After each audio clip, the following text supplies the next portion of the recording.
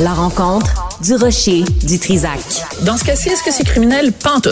Une dualité qui rassemble les idées. Mais non, tu peux pas dire ça. On rembobine cette affaire-là. Non. Prends soin de toi, là. Oui, Hein, tu me tu protèges. sais. Je le sais. Compte toi-même. La rencontre du rocher du Trisac. Écoute, Benoît, quand Ouais. je parle. Sophie, bonjour. Bonjour, Benoît. Es-tu étonné d'entendre ça? D'entendre? Phil Chou. Tu sais, c'est lui qui a dit « Hey, Ouais. j'amène ma fille à la garderie, au Petit Palais. Puis là, il y a des blowjobs qui se donnent, il y a de la drogue qui se vend. Je change d'itinéraire à chaque matin. Finalement, il quitte Montréal. » Ouais. On est là. La On police- est rendu là. La police dit à l'itinérant déplace-toi, circule. Il veut se battre avec, s'il fait 6 pieds 2. C'est J'ai pas incroyable. entendu le début de ton Ça entrevue, va je bien. m'excuse. Non, mais c'est Montréal. C'est Montréal à son Ah, meilleur. ben là, c'est vraiment à son meilleur. 2 jours, 2 fois tu parles de banane. Ah oui, c'est vrai, la banane, le fruit qui dépanne.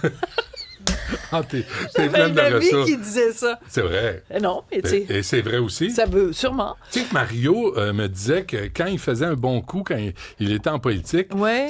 sa gang lui donnait une banane pour le récompenser. Comme si...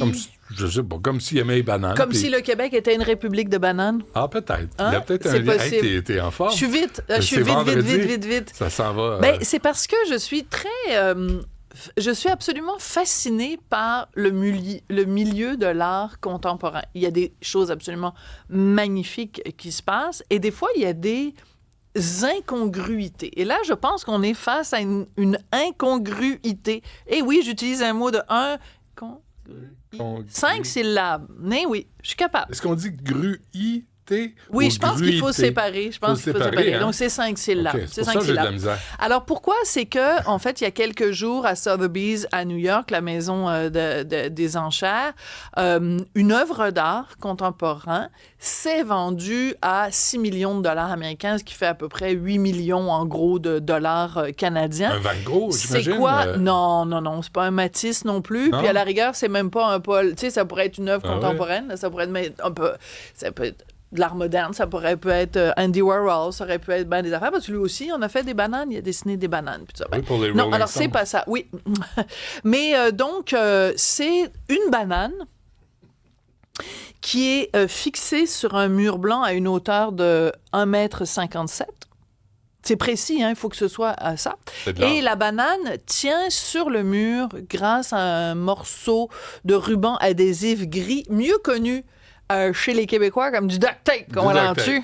Toujours utile. Du duct tape. Tu as toujours besoin d'avoir un rouleau Tout de le duct temps, tape chez tout vous. le temps. Tu sais jamais quand est-ce que tu vas avoir le goût de Jamais. faire une création artistique. D'un coup, l'envie de pogne. De duct taper? Non, mais de créer de l'art. Oui, c'est ça. Fait que là, tu te dis, oh mon Dieu, qu'est-ce que je ferais bien? T'as On est besoin samedi d'un- soir, le d'un hockey. rouleau Le de Canadien joue pas. Hey, sors le duct tape. Pogne le banane. Ouais. Pogne la banane, mets la banane sur le mur, envoie le duct tape. Alors, Je c'est juge pas. un artiste italien, Maurice Cattelan, qui a fait ça. Un artiste assez provocateur au fil des ans et tout ça. Donc, en 2019, déjà, cette œuvre-là avait fait beaucoup jaser parce qu'elle avait été vendue 120 000 $ et à l'époque, les gens avaient dit, mon Dieu, c'est le fruit le plus cher de l'histoire. La même banane? Ben, c'est qu'il y a 3 déclinaisons possibles de cette banane-là. C'est-à-dire qu'il l'a vendue, cette œuvre-là, à 3 reprises. Parce que dans le fond, ce qu'il vend, c'est un concept, c'est une idée. Parce que tu te doutes bien que la banane, à un moment donné, elle devient toute pourrite. Ben oui. De la banane pourrite, T'as plus de la banane? tu sais, t'appelles Ricardo, tu dis c'est quoi ta Voilà. meilleure recette? Ou Marie-Lou, elle fait une très bonne recette de pain aux bananes avec du yogourt à l'intérieur. Ah, c'est C'est vrai? délicieux. OK, on va Fin de la essayer ça. parenthèse. Donc, la banane, au bout d'une semaine, elle est pourrie et non pas pourrite.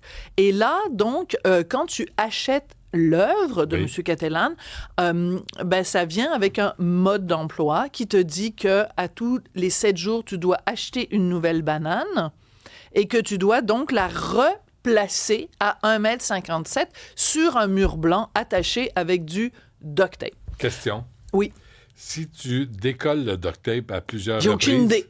Je Ça le sais colle pas. plus, là. À un moment Parce donné, que ça j'ai colle pas, plus. j'ai pas accès au mode d'emploi, moi, tu comprends? Ben, j'ai pas acheté. Non, mais voilà, le- c'est ça, mais là. le On duct la tape, voit, la il colle- banane, là. Il faut que tu changes de duct tape. Ben, je pense que oui, peut-être ça vient Alors, avec pourquoi? un rouleau de OK. duct tape. Question. Alors, question. l'œuvre- oui, OK. Question. Voilà. Pourquoi, au lieu de payer combien? 6 millions? 6 millions américains, donc à peu près 8 millions canadiens, OK. ouais. Tu vas pas chez Dollarama pour acheter un rouleau de duct Parce tape? que ça n'est pas puis une une œuvre banane. d'art. Alors, évidemment, parce que tu as une grande connaissance de l'histoire de l'art, ça te fait tout de suite penser au ready-made de Marcel Duchamp. Marcel Duchamp, c'est un artiste iconoclaste qui... C'est un bol de toilette, ça? c'est l'urinoir. OK, lui, C'est un urinoir. Il a pris un urinoir, il l'a mis dans un musée ou dans une galerie d'art. Je ne me souviens plus des détails nécessairement, mais c'est très connu. Donc, lui, il a dit, à partir du moment où un artiste décide qu'un objet est une œuvre d'art, à partir du moment où il y a une démarche artistique, peu importe ce que touche l'artiste devient une œuvre d'art. Ouais. Donc, il a fait des précurseurs, parce que maintenant, il y a aujourd'hui des gens qui font des performances. Ben, la performance est une œuvre d'art parce que c'est un artiste qui le fait et il y a une démarche artistique derrière. Il y a un questionnement. Donc, dans le cas de Maurice Catalan, je comprends fort bien qu'il y a une démarche. C'est un monsieur qui nous dit, si vous êtes assez tata pour dépenser des milliers, des millions de dollars pour mon œuvre, c'est vous à qui vous devez poser des questions et non pas à moi. Tu comprends? Il y a plein de... Et il nous questionne sur la valeur de l'art, il nous questionne sur plein de choses. Il y a un artiste aussi, en 1961, qui avait vendu des boîtes de conserve sur lesquelles était écrit en plusieurs langues merda d'artiste, merde d'artiste. Puis là, il disait, cette boîte de conserve contient 30 grammes de merde d'artiste fraîchement pondue. Et ça s'est vendu. Et à un moment donné, on est allé dans je ne sais plus trop quel musée avec Richard, je pense que c'était à la Maison de la Monnaie. Il y a l'Hôtel de la Monnaie à Paris. Il y avait une exposition sur l'argent. Et il y avait un exemplaire de cette boîte de conserve-là. Il y avait aussi dans cette exposition la fameuse robe de viande d'une artiste canadienne qui s'appelle Madame Urbach. Vous m'excuserez, je me souviens plus de son prénom. Robe de viande qui avait été portée entre autres par Lady Gaga. Donc, tous ces artistes-là posent des questions. La robe de viande, c'est tu t'en vas chez IGA, tu prends une coupe de steak, tu couds les steaks ensemble et tu mets ça sur quelqu'un, ça devient une œuvre d'art parce que c'est une réflexion sur notre rapport avec la mort, parce que la fameuse robe de viande, elle pourrit au fil du temps. Donc, tous ces artistes-là ont une réflexion, ça, je n'en doute pas, mais j'ai quand même un petit 1% de moi qui me dit, il y a quelqu'un qui se fout de nous quelque part. Et le monsieur qui a acheté la banane et qui l'a payé 8 millions, il l'a mangée et il a dit qu'elle avait un goût absolument délicieux. Et il a dit, et il est très malin parce qu'il dit, le fait que moi je mange la banane, ça aussi, ça contribue à l'histoire de cette œuvre d'art-là. Et ça devient, en fait, le fait qu'il mange la banane devient une performance artistique. Est-ce qu'il a capté son caca pour dire, voici la c'est parce que t'as pas lu ma chronique, ma chronique de ce matin, parce que je finis comme ça. Comme quoi, toi et moi, on pense tellement souvent pareil. Parce que moi, je suggère à ce monsieur-là, qui est propriétaire d'une compagnie de crypto-monnaie, je lui suggère de mettre le caca. Une fois qu'il va avoir cacaté sa banane, de prendre son caca et de mettre ça dans une boîte de conserve et il pourra à son tour le vendre comme étant une œuvre d'art. Bon appétit tout le monde. Merci Sophie, on t'écoute à 14h. Puis on garde la banane. On continue à sourire, on garde la banane. Ça fait bien ça. La meilleure face.